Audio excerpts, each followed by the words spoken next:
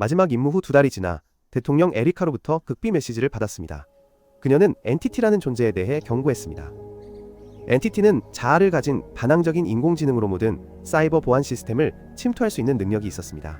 엔티티는 전 세계 정보를 조작하여 인류를 서로 등 돌리게 만들고 있었습니다. 또한 인류를 파괴하는 것을 목표로 하는 종말론적인 컬트를 창조했습니다. 그들의 광신도들은 가장 중요한 기관들에 침투하고 있었습니다. 그것을 막기 위해 저는 소스코드를 찾아야 했고, 유일한 단서는 가브리엘이었지만 그의 행방은 아무도 몰랐습니다. 엔티티를 파괴할 수 있는 열쇠를 가지고 있었지만 그것은 사이버 공간을 없애고 세상을 전쟁으로 몰아넣을 것이었습니다. 저는 숨어야 했습니다. 만약 정부가 엔티티를 손에 넣으면 그것을 무기로 사용할까봐 두려웠기 때문입니다. 에리카는 테이프가 자폭하기 직전에 항복하라고 요청했습니다. 그 후 저는 옛 친구 벤지와 재회했고, 우리는 밖에서 기다리고 있는 루터를 만나기 위해 비밀방으로 갔습니다. 루터는 소스코드와 통합되면 엔티티를 무력화할 수 있는 캡슐 바이러스를 개발했습니다. 하지만 우선 우리는 가브리엘을 찾아야 했습니다. 오스트리아의 감옥에서 가브리엘의 옛 동료 파리스는 2명의 요원 제스퍼와 테오에게 압송되고 있었습니다. 갑자기 2명의 경비원이 전기 충격기를 꺼내 그들을 공격하며 2 요원을 제거하려 했습니다. 싸움이 벌어졌고 파리스도 참여하여 경비원들이 한 명씩 쓰러뜨리는 것을 도왔습니다. 잠시의 싸움 끝에 제스퍼는 쓰러졌지만 테오는 총을 꺼낼 시간을 가졌습니다. 파리스는 총을 빼앗아 쏘려 했지만 2명의 경비원이 뛰어들어 그녀를 막았습니다. 바로 저와 벤지였습니다. 파리스는 제가 그녀의 목숨을 살려준 것을 기억했고, 저는 테오에게 더 이상 파벌은 없다고 설명했습니다. 우리는 지구적 문제를 위해 협력해야 했습니다. 테오는 우리를 체포하지 않겠다고 동의했고, 저는 파리스에게 가브리엘의 행방을 물었습니다. 며칠 후 밤 저는 런던에서 열린 중요한 파티에 잠입했습니다. 2명의 요원이 저를 발견하고 체포하려 했습니다. 그러나 그레이스가 그들에게 부딪혀 무전기와 총을 빼앗았습니다. 그녀는 저에게 총을 던져주고 다른 하나를 잡고 나머지 2 요원을 우리의 샌드백으로 만들었습니다. 그레이스는 제 상사가 보낸 것이라고 설명했지만 그녀는 제가 세상을 구할 수 있다고 믿었고 저를 돕고 싶었습니다. 우리가 떠나려 할 때도 남자가 나타나 우리를 빠르게 기절시켰습니다. 저는 그녀와 함께 깨어났고 고문 도구가 가득한 방에 쇠사슬에 묶여 있었습니다. 경비원 한 명이 들어와 저를 주먹으로 쳤지만 가브리엘이 그에게 멈추라고 명령했고, 제가 그의 말을 듣지 않으면 루터를 죽이겠다고 위협했습니다. 가브리엘은 제가 소나로 탐지할 수 없는 세바스토폴이라는 잠수함을 잡기를 원했습니다. 수년 전 그 시스템은 바이러스에 의해 손상되어 침몰했고 그 바이러스는 나중에 엔티티가 되었습니다. 잠수함이 수년간 해저에 얼어붙어 있었기 때문에 엔티티는 더 이상 침투할 수 없었습니다. 그래서 바이러스의 사본을 복구하여 소스코드로 사용할 수 있었습니다. 그러나 가브리엘은 엔티티를 막고 싶어 하지 않았습니다. 그는 그것을 통제하고 싶어 했습니다. 하지만 가장 충격적인 정보는 모든 것의 시작이 된 바이러스, 바로 제가 몇 년 전 아내를 구하기 위해 정부를 위해 훔쳤던 코드였습니다. 엔티티의 존재는 제 탓이었습니다. 가브리엘이 더 자세히 보자제 입에서 뭔가 이상한 것을 발견했습니다. 알고 보니 저는 틀니 안에 독을 숨기고 있었습니다. 저는 그것들을 깨물었고 거품을 내기 시작했습니다. 계획대로 가브리엘은 그의 부하들에게 저를 살리라고 명령했습니다. 저는 독이 가짜라고 밝히고 2 경비원을 빠르게 제압했습니다. 그동안 그레이스는 탈출할 수 있는 열쇠를 얻었지만 다른 경비원이 나타났고, 가브리엘은 그가 쏘는 것을 막았습니다. 그는 저를 살려야 한다고 상기시켰고 대신 그레이스를 쏘라고 명령하고 떠났습니다. 최초로 깨어난 자 중 한 명이 전투에 참여했고, 그래서 그레이스와 저는 적과 싸우기 위해 협력해야 했습니다. 그레이스는 거의 죽을 뻔했지만 저는 탁자 위에 도구 몇 개를 잡고 둘 다 잔인하게 쓰러뜨렸습니다. 도망치던 가브리엘은 파리스 테오 벤지에게 코너에 물렸습니다. 파리스는 그를 쏘고 싶어 했지만 테오는 그들이 그를 살려야 한다고 상기시켰습니다. 그런 다음 가브리엘은 반대 방향으로 도망쳤고 그레이스와 저는 추격에 합류했습니다.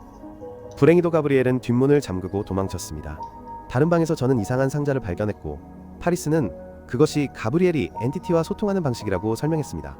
파리스의 경고에도 불구하고 저는 상자 안으로 들어가 장치에 정신을 연결했습니다. 엔티티가 말하기 시작하기 전에 졸쇠가 제 팔다리를 죄었습니다. 엔티티는 저를 고통스럽게 하는 많은 환상을 보여주었고 그 중에는 신비로운 지하 벙커도 있었습니다.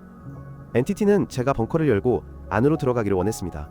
만약 제가 협조하지 않으면 엔티티는 4일 안에 세계의 핵무기 통제권을 장악하고 인류를 파괴할 것이라고 했습니다. 또한 가브리엘이 곧 루터를 죽일 것이라고 보여주었습니다. 그런 다음 엔티티는 저를 상자에서 걷어찼습니다. 저는 필사적으로 환상의 모든 정보를 기록했고 팀에게 잠수함의 좌표를 찾으라고 말한 후 친구를 구하기 위해 달려갔습니다. 그동안 루터는 깨어났고 침대 옆에 죽은 간호사를 발견했습니다. 알고 보니 가브리엘은 독 캡슐을 가져가고 간호사를 죽인 후 그를 이상한 방에 가두었습니다. 제가 도착했을 때는 단 3분밖에 남지 않았습니다. 그 폭탄은 도시 전체를 날려버릴 수 있었기 때문 에루터는 폭발 범위를 좁히기 위해 그것을 무력화해야 했습니다. 이것은 도시를 구할 것이었지만 그를 죽이고 터널을 무너뜨릴 것이었습니다. 문을 열 수 없었던 동안 저는 가브리엘이 루터가 더 이상 도캡슐을 만들지 못하도록 그를 죽이고 싶어 했다는 것을 깨달았습니다. 저는 그를 내버려둘 수 없었지만 루터는 제가 선택의 여지가 없다고 말하며 저를 떠나게 했습니다. 터널을 뛰어다니는 동안 폭탄이 제 뒤에서 폭발하여 루터를 죽였습니다. 제가 길에 나왔을 때 제스퍼와 그의 부하들에게 둘러싸였고 그들은 열쇠를 가져갔습니다. 본부에서 저는 키트리지 국장을 만났고 그는 엔티티가 전 세계의 여러 핵무기 창고에 침투했다고 보고했습니다. 그들은 에리카 대통령을 포함한 전체 경영진과 회의를 하고 있었습니다. 그들은 제 임무 기록을 다시 보았고 저는 열쇠와 잠수함을 찾아야 한다고 설명했습니다. 기관이 여전히 엔티티를 파괴하고 싶어 하지 않았기 때문에 논쟁이 벌어졌고 저는 핵무기가 그것의 손에 있다는 것을 알았을 때 더 이상 선택의 여지가 없다고 지적했습니다. 그 순간 경보가 울렸습니다. 다른 나라가 핵무기 통제권을 잃었습니다. 에리카는 저에게 이 문제를 해결하기 위해 72시간을 주기로 결정했습니다. 그렇지 않으면 저는 발생한 일에 대해 책임을 져야 할 것입니다. 헬리콥터에 타기 전에 저는 열쇠와 이상한 봉투를 받았습니다. 얼마 후 북태평양에서 비행기가 저를 항공모함에 내려주었습니다. 저는 제독에게 봉투를 건넸고 그녀는 날짜만 열었습니다. 제독은 에리카와 함께 복무했으며 그들이 상사들이 위험을 감수하지 않았기 때문에 친척을 잃었던 나를 인식했습니다. 배는 전쟁을 촉발할 수 있는 어려운 지역을 통과하고 있었지만 제독은 그녀의 상사들이 하지 않았던 위험을 감수하기로 동의했습니다. 저는 그녀에게 SOSUS, 즉 수중음향 케이블 네트워크에 대해 말했습니다. 바다에서 중요한 일이 발생하면 SOSUS는 정확한 위치를 파악할 수 있었습니다. 잠수함 선원들의 시신은 이누이트 어부들에 의해 발견되었기 때문에 그들은 SOSUS 관측소가 베링의 세인트 매튜 섬의 관측소라고 추측했습니다. 거기에 가는 것은 러시아와 전쟁을 일으킬 수 있었고 게다가 저는 얼음에서 끌어내지기 위해 제 팀과 정확한 시간 정확한 장소에서 만나야 했습니다. 그 섬에서 벤지와 팀은 30년 동안 이 SOSUS 관측소를 관리해온 윌리엄을 만났습니다. 그는 수십 년 동안 엔티티에 대해 경고하려 했던 전설적인 프로그래머였지만 아무도 듣지 않았습니다.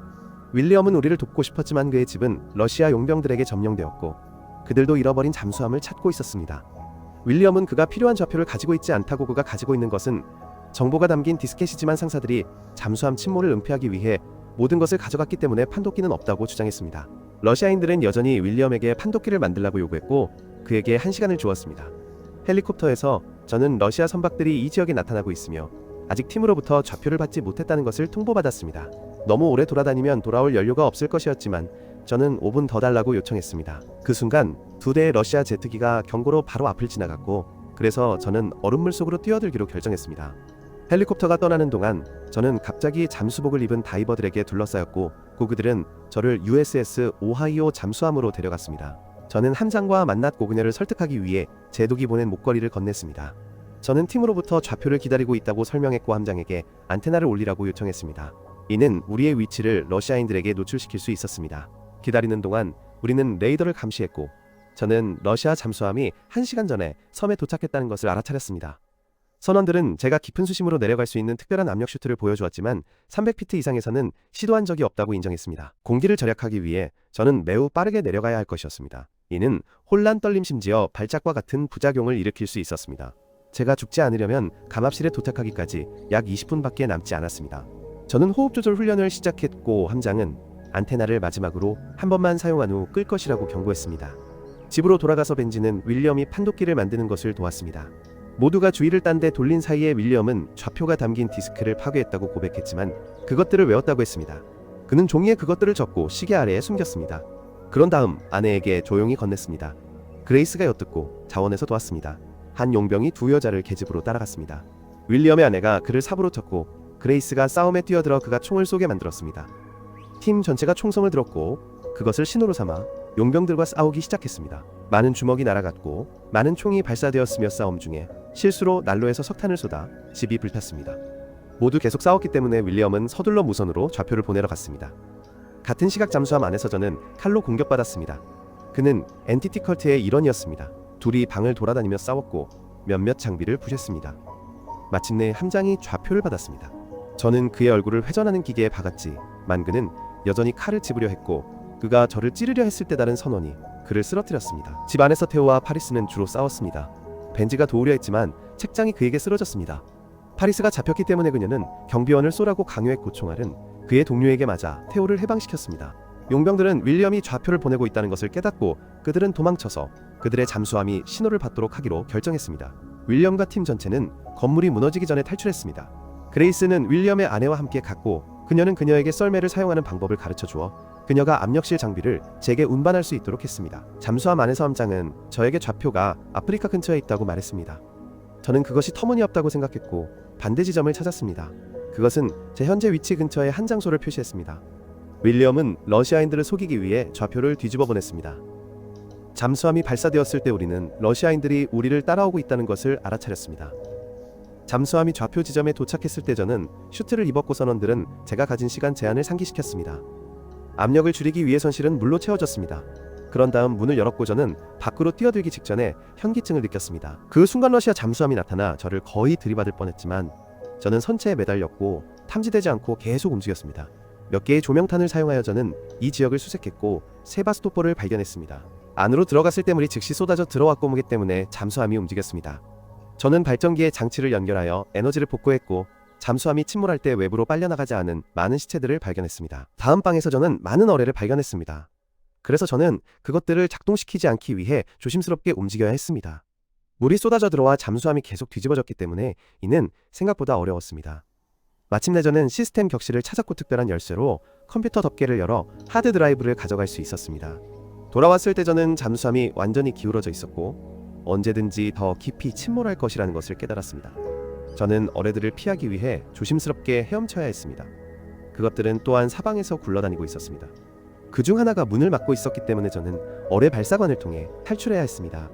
발사관을 향해 헤엄치자 어뢰들이 굴러와 저를 거의 가둘 뻔했습니다. 하지만 운 좋게도 탈출했습니다. 저는 약간의 힘이 필요했지만 발사관 덮개를 열었습니다. 하지만 안에는 어뢰가 있었습니다. 다음 덮개를 열었을 때 비어 있었지만 통과하려 했을 때 제 슈트가 맞지 않는다는 것을 깨달았습니다.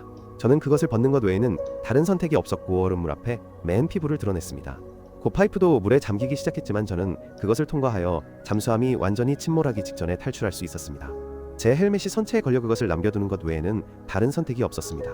잠수함은 깊은 바다로 가라앉았고 저는 반바지와 목에 걸린 하드 드라이브만 가지고 헤엄쳐야 했습니다. 아무리 노력해도 물 위로 떠오를 수 없었습니다. 바로 그때 그레이스가 저를 발견하고 물 밖으로 끌어냈습니다. 그녀는 인공호흡을 실시했고 저를 회복을 위해 압력실로 데려갔습니다. 얼마 후 비행기에서 저는 윌리엄에게 오래된 임무에서 그를 기억한다고 말했습니다. 윌리엄을 북극으로 보내게 한 것에 대해 죄책감을 느꼈지만 그는 이 새로운 직업이 아내를 만나게 해준 것에 대해 감사했습니다. 팀은 엔티티의 계획에 대해 논의했고 그것이 핵무기를 발사하기 전에 은신처를 가져야 한다고 결론지었습니다. 윌리엄은 가장 안전한 곳이 완벽하게 차폐된 극비 데이터 서버인 종말 벙커라고 제안했습니다. 저는 그것이 엔티티가 환상에서 보여준 곳이라는 것을 깨달았고 가브리엘이 확실히 거기에 있을 것이라고 추측했습니다. 우리는 엔티티를 5D 광학 드라이브에 가두기 위해 루터의 독 캡슐을 그에게서 되찾아야 했습니다. 그러나 우리는 엔티티가 탈출하지 못하게 하지만 동시에 미사일 발사를 막기 위해 정확한 순간에 데이터 드라이브를 빼내야 했습니다. 우선 우리는 엔티티를 벙커로 들어가게 해야 했기 때문에 저는 가브리엘에게 하드 드라이브를 주어 결합을 수행하도록 해야 했습니다. 아프리카에서 팀은 벙커를 찾을 때까지 여러 터널을 통과했습니다. 저는 다른 사람들을 숨기고 혼자 앞으로 나아갔습니다. 핵폭탄을 찾을 때까지. 가브리엘이 나타나 승리를 선언했고 저는 그에게 하드 드라이브를 주기 위해 매우 슬픈 척했습니다. 그 순간 제스퍼에 의해 중단되었고 그는 갑자기 뒤에서 가브리엘에게 총을 겨눴습니다. 많은 요원들이 나타났고 그들도 제 팀을 잡았다고 밝혔습니다. 가브리엘의 조수도 둘러싸여 있었기 때문에 그는 20분 안에 폭발할 폭탄을 작동시켰습니다. 키트리지도 도착했고 저에게 엔티티를 제어하기 위해 하드 드라이브를 사용하는 방법을 물었습니다. 저는 어둠 속에서 무언가 움직이는 것을 알아차렸고 가브리엘은 갑자기 명령을 외쳤습니다. 그의 부하들이 총을 쐈고 총격전이 벌어졌습니다. 모든 곳에서 사람들이 피난처로 달려갔습니다. 가브리엘은 자신의 지프차로 달려가 독 캡슐과 함께 운전했고 날아오는 총알들을 피했습니다. 저는 다른 지프차에 재빨리 타서 추격했고 키트리지와 제스퍼도 마찬가지였습니다. 차량들이 터널을 가로질러 추격하는 동안 제 지프차는 뒤집힐 때까지 밀렸습니다. 운 좋게 다치지 않았고 계속 달렸습니다. 가브리엘이 복엽기에서 탈출하는 것을 발견할 때까지. 거의 포기할 뻔했지만 그의 조수도 다른 비행기에서 탈출하는 것을 보았습니다. 그래서 저는 함께 가기 위해 금속 막대기에 매달렸습니다. 그런 다음 올라가 조종석에 도착했고 조수를 기절시켰습니다. 비행기가 떨어지기 시작하고 비틀거리기 시작했습니다. 조수의 시신이 제가 그의 안전벨트를 풀자 밖으로 떨어졌습니다. 그런 다음 저는 비행기의 통제권을 되찾았고 가브리엘을 추격했습니다. 우리 비행기들은 여러 번 충돌했습니다. 동굴 안에서 벤지는 총을 맞았다고 밝혔습니다. 윌리엄은 폭탄을 제거하겠다고 자원했고 그의 아내와 테오는 그와 함께 남았습니다. 파리스와 그레이스는 벤지를 기계실로 데려갔습니다. 윌리엄은 그들이 성공하지 못할 수도 있다고 생각했지만 곧 그가 폭발을 작게 만들 수 있는 몇 개의 케이블을 자를 수 있다는 것을 발견했습니다. 안에서 벤지는 폐에 기흉이 있다는 것을 깨달았고 그래서 그는 파리스에게 즉석 수술을 하도록 지시했습니다. 과정은 매우 고통스러웠지만 벤지는 파리스에게 지시하고 그레이스에게 서버를 활성화하는 방법을 가르치는 것을 막지 못했습니다. 다행히 두 여성 모두 그의 지시를 완벽하게 따랐습니다. 그래서 벤지의 폐가 회복되었습니다.